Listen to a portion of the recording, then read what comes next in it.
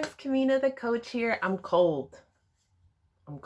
It is March 24th, 2021, and I'm sitting in my house freezing.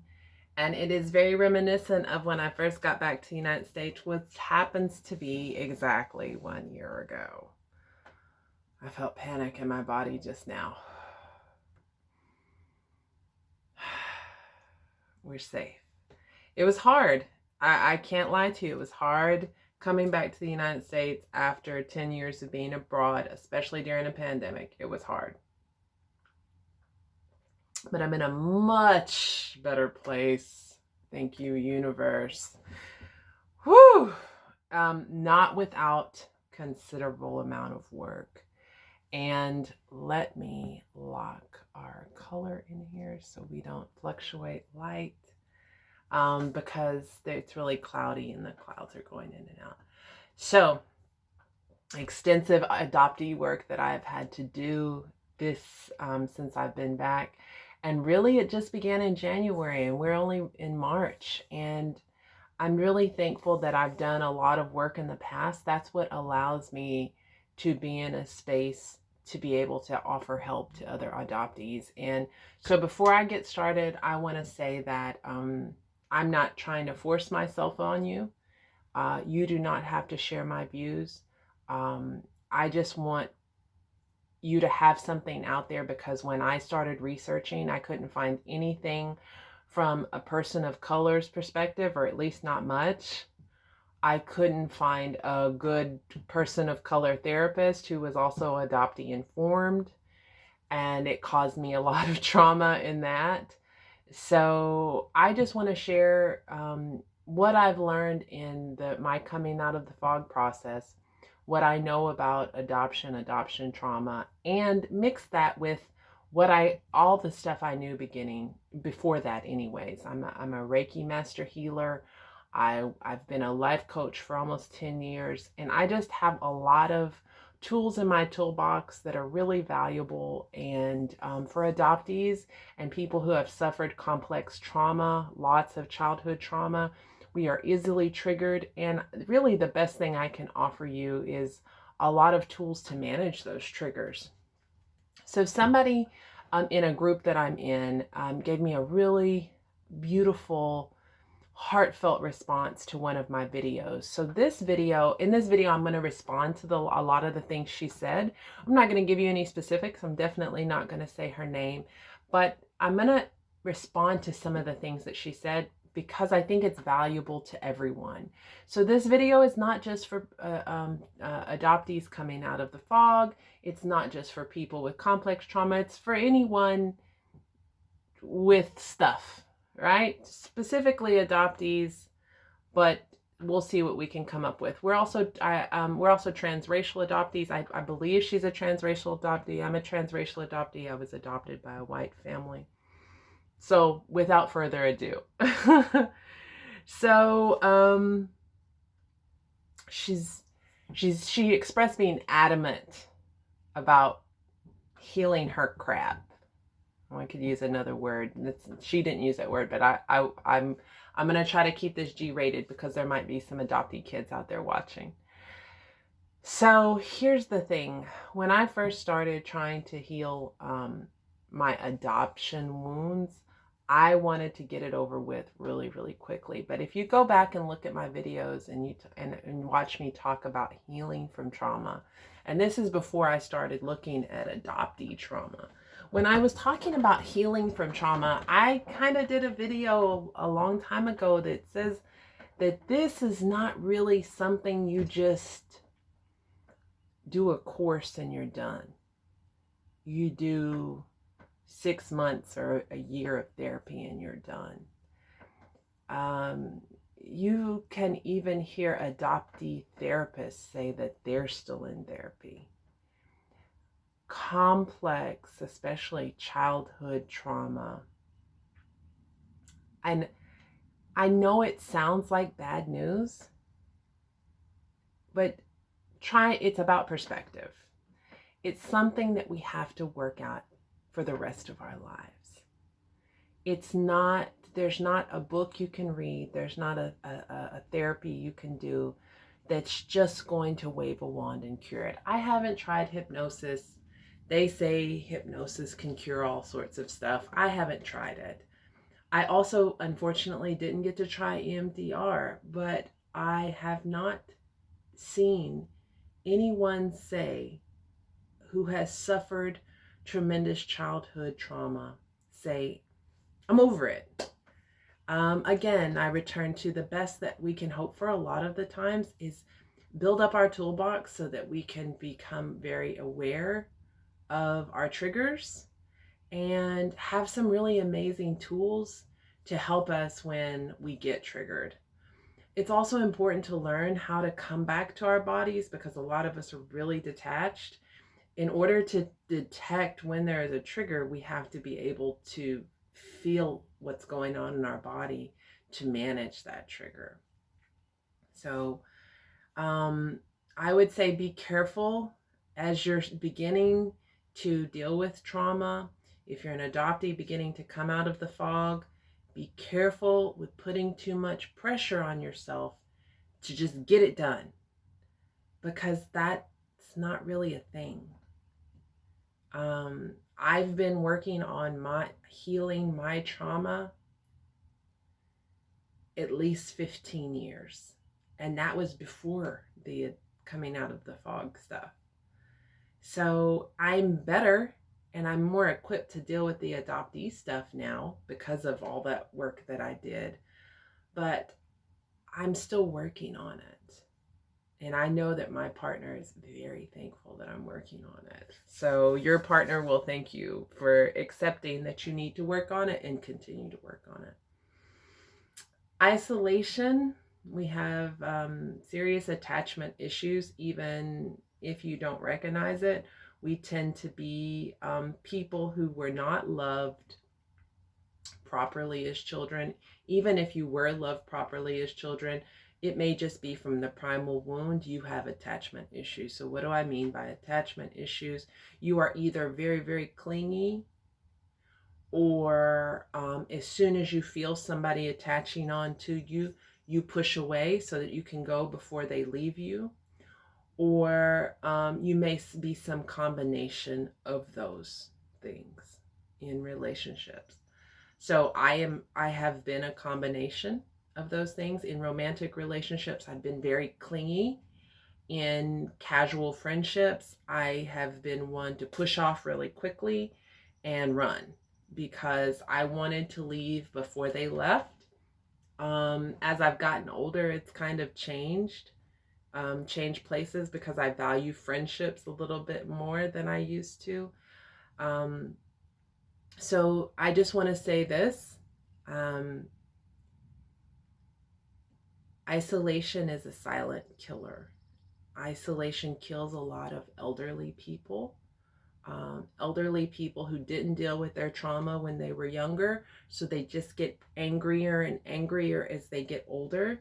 And you've seen that grumpy old people, and nobody really wants to deal with them once they get to that point. And isolation has been proven scientifically to kill people. So let's start working to build relationships, and it's really difficult. So for adoptees, it is really important. So yes, there are a lot of groups on Facebook that you can join. There are a lot of adoptee groups, but adoptee groups on Facebook don't take the place of making actual connections with adoptees. I have 2 adoptees in my life that I call my friends, and I'm tearing up just thinking about them. I love them so much. They're also transracial adoptees, and also don't just seek out adoptees, but adoptees that you have something in common with, because for as many adoptees as there are that many or more adoptee stories. So this is for people with trauma as well. People with alcohol and drug addiction. That's why they go to AA meetings. There is real value in support groups. Seek out an actual adoptee support group, and they are not always easy to find. I am in South Carolina and I didn't find a one. I was lucky to find a support group online, but we only meet once a month, and it's maddening to me because even though we talked about really difficult topics, I left the group feeling invigorated. I can tell this is going to be a really long video, so hang in here with me. I felt really invigorated afterwards because I felt really seen and really heard, because most of them were transracial adoptees. We were all people of color. It just felt really good. And it was hard. We talked about some hard things, and there were a lot of tears and hard topics, but I felt so alive afterwards. I can't tell you how important it is to find a support group and to make you a couple of adoptee friends.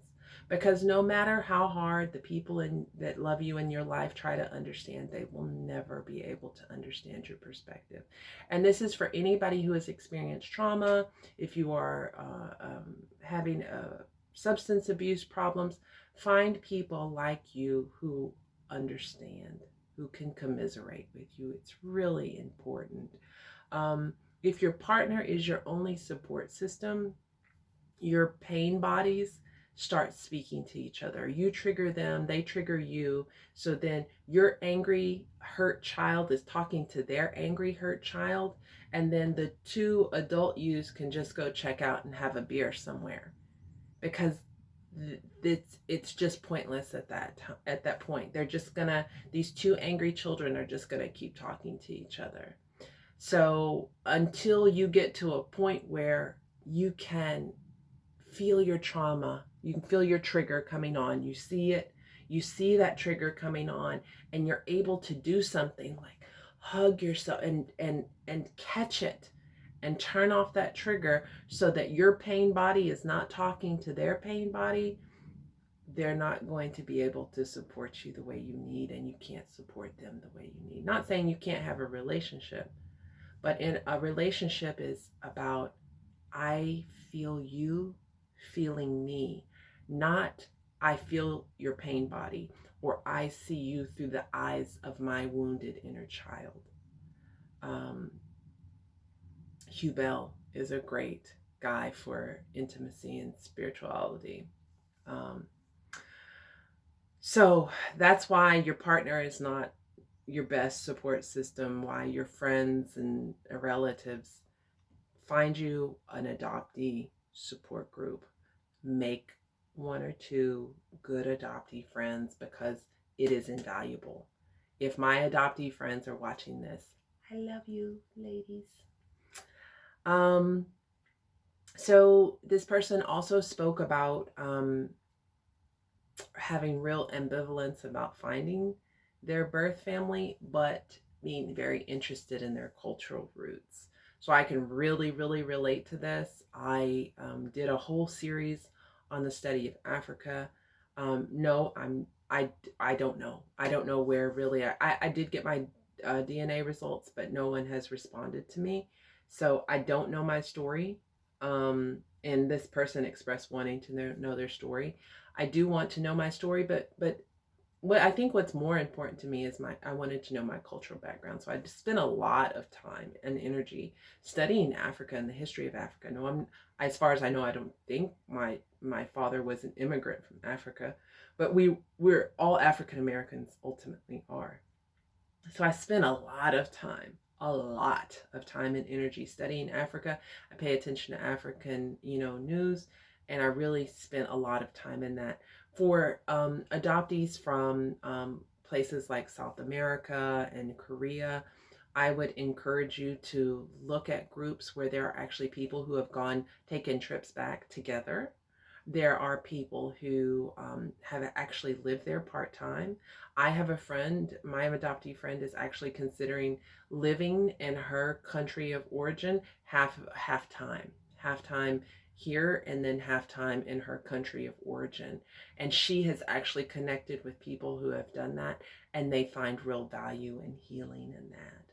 So even if you don't ever feel brave enough to seek out your first family, connecting to your culture will potentially begin to prepare you for that. Or if you're never prepared for it, just give you kind of a sense of knowing who you are and where you come from. I know I find great value in knowing about my people and how we ended up here. So also, I would be really, really careful when anyone says, so searching for your first family isn't going to fix anything. And you need to be very, very careful when you begin a search, because if you haven't done your work, it's really likely that you might even injure yourself worse, especially if they haven't done their work. And you really need to do your work and be prepared for any result. Preparing yourself for they might be dead, or they might reject you, and what might that do to you? So there is significant amount of work to be done before you search. And if you're not going to do that, I would just be very careful going into search expecting it to fix something, because it's not really. It's not going to fix anything. So for more on that, Joe Soul's book, I don't really care for him particularly, but his book is really good to help people prepare for adoption reunion. So adoptees and people who have experienced trauma are really good with extremes. We don't do gray very well. When I did religion, whoa, I did religion. I did religion. So this is very common thing for adoptees. Either we're A students, and people who have experienced trauma, we're either A students or we drop out. I was both. Very over sexualized or no sex at all. So we are very extremes, and so it's hard to find gray area. However, healing routines are good for us, and they're things that we need. So I would suggest beginning with something like morning gratitude. So The Secret by Rhonda Byrne was a really, really good book many, many years ago that helped propel me along more quickly on my spiritual journey. And one of the things they talk about in that book is having gratitude before you get out of bed in the morning. People talk about writing it down and everything, but you can just say, in your head, gosh, I'm so thankful. And you may not feel it. Back then I didn't feel it for waking up this morning. I know I had a hard time feeling grateful for being alive at one point. But since you are alive, you could be grateful for the fact that you could see this, because how lucky are you to be able to see since you are alive? How lucky are you to be able to taste food, or to be able to hear your loved ones when they speak to you? So, do you have a comfortable bed? Do you have some nice shoes you like? It doesn't have to be huge stuff, but just really thinking about some things that you're grateful for and feeling them. So the thing is you have to do it long enough for it to become a habit. And that's about 21 days. But I would begin with baby steps. And it's hard for us adoptees. We want to do everything all at once. And then the problem with that is then we stop, and then we berate ourselves because we haven't stuck to it. I know, trust me, I know. Your self-talk is really important. If you don't, then you don't. Be gentle with yourself. Talk to yourself the way that you would a small injured child, because ultimately that's who you're talking to when you're talking to yourself. Do not berate yourself. If you stub your toe, please, oh, I'm so stupid. No, you're not. You should say, oh, I love you. I'm so sorry. Gosh, that was clumsy. We'll be more careful with this precious body next time. I know it sounds crazy, but why do we talk so much more gently to everyone else than we do to ourselves? So that's important. Be very gentle with yourself. Ease into these things. I would try to find a spiritual routine. If you're into religion or something, just for me, the attitude of gratitude was my beginning place. And it's something I'm able to do every morning. Then, and before I set my foot on the ground, I feel that feeling of gratitude.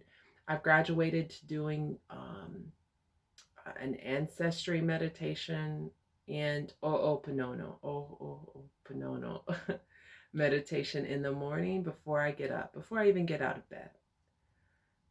But I'm just saying, small baby steps, adding something small and making it habit before you add a bunch of other stuff. Routine is good for us, but it's really easy to go to extremes as a person who has suffered trauma, complex trauma, or adoption trauma. So my last thing I'm going to wrap up with is, again, I know that you probably are eager, if you have experienced trauma, to heal it and get on with life. So here's the danger of oversaturation. When I began the coming out of the fog journey, I threw myself into really deep depression because adoption literature is really depressing. I was listening to all the adoptee podcasts, which were also relatively depressing. Even though Haley Radke is super funny and light, a lot of the podcasts are really sad and hard to listen to. When you immerse yourself in everything trauma and everything adoptee, it can be very, very sad. So I am a firm believer of the law of attraction, and what you focus on is what you're going to draw to you. So if you're focusing on negativity and sadness every day, all day long, that's what you're going to attract to you. So yes, you need to educate yourself, but personally, I would try to do it in bite-sized pieces and measure it out with self-care. My self-care is bathtub with lavender Epsom salt, burning candles. Please, please, please make sure you have a support system in place so you don't throw yourself into a suicidal state of mind while you do all this studying, because it definitely can put you there. By the time I got to my second therapist, I definitely felt suicidal. And it was because I had just completely immersed myself in everything adoptee, and let's face it, it wasn't great. Everything adoptee and everything trauma, and I didn't feel like I had any hope. And that's just what the result is when you focus on really sad, negative information all the time. I'm here to tell you that there is hope. You don't get to just do a quick, fast program and put it away. But with coming back to your body, learning how to control your triggers, you can have good, healthy relationships. You can love and be kind and gentle with yourself. You can be more prepared to find your first family and just to enjoy life. I know that I feel good again. So I'm not here to make money off adoptees. If you want to work with me, if you're interested in some Reiki healing, if you're interested in some coaching sessions, if you're interested in, me showing you some somatic techniques, I am happy to work with you. Purely love donations, whatever you can afford to give me. And if you can't afford to give me anything, that's okay too. I'm not here to make money off of people who have been traumatized and people going through things. I know that was my position when I first came into this. I couldn't afford a therapist, and I couldn't find anybody who was willing to just help me out of the goodness of their heart. So I am. I am willing to help you out of the goodness of my heart. If you can afford to throw me a couple of dollars, big hearts to you. I appreciate it. Today makes 3 weeks that I've been out of work, but I'm not worried about that. I did finally start a semi gig today, so don't worry about it. I'm not worried about it. You don't worry about it. If you can throw me a couple of dollars, that's great. You can reach me at kaminathecoach@gmail.com, and I'll get back to you as soon as possible. I want to help you. You're not, don't go it alone. Okay, guys, don't go it alone. Please, if you know somebody who has suffered from childhood trauma, especially somebody who is a person of color, an adoptee, a transracial adoptee, please share this video with them. You never know, it might save somebody's life, right? So as always, Kamina the coach, sending you love, light, peace, and joy. I love you guys. I love you guys. Hug yourself. Give yourself a good hug. I love you guys. I'll see you next time. Peace.